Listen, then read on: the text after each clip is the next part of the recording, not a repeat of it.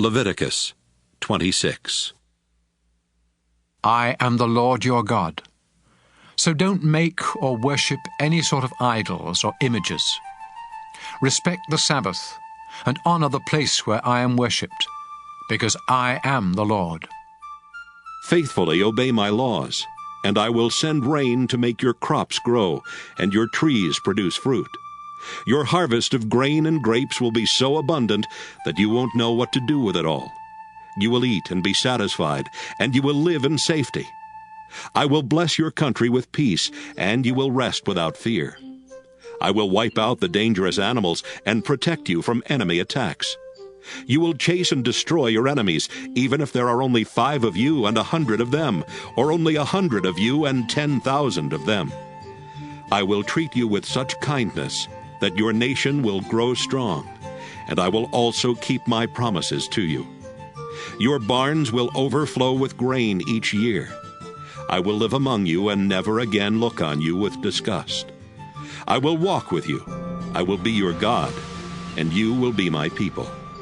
I am the Lord your God, and I rescued you from Egypt so that you would never again be slaves.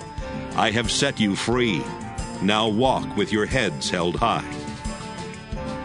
If you disobey me and my laws, and if you break our agreement, I will punish you terribly, and you will be ruined. You will be struck with incurable diseases and with fever that leads to blindness and depression. Your enemies will eat the crops you plant, and I will turn from you and let you be destroyed by your attackers. You will even run at the very rumor of attack. Then if you still refuse to obey me, I will punish you 7 times for each of your sins, until your pride is completely crushed. I will hold back the rain, so the sky above you will be like iron, and the ground beneath your feet will be like copper. All of your hard work will be for nothing, and there will be no harvest of grain or fruit. If you keep rebelling against me, I'll punish you 7 times worse, just as your sins deserve.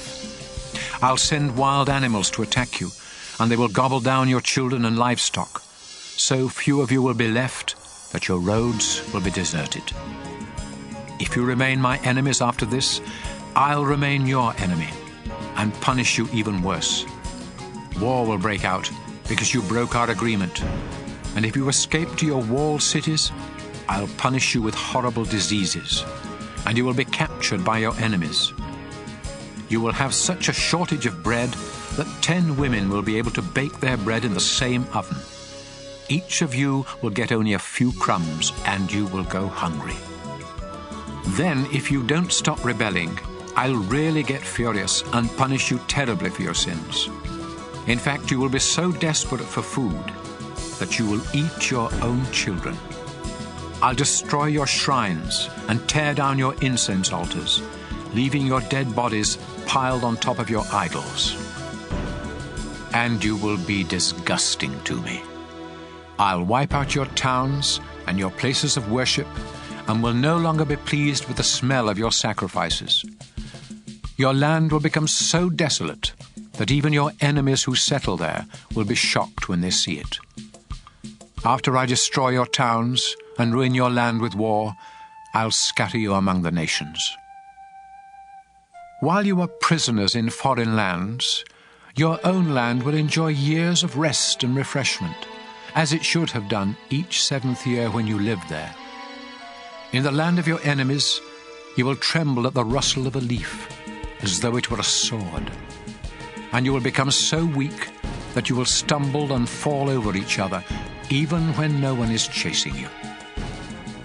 Many of you will die in foreign lands, and others of you will waste away in sorrow, as a result of your sins and the sins of your ancestors.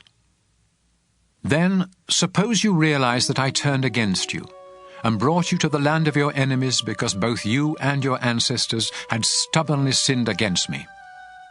If you humbly confess what you have done and start living right, I'll keep the promise I made to your ancestors, Abraham, Isaac, and Jacob. I will bless your land and let it rest during the time that you are in a foreign country, paying for your rebellion against me and my laws.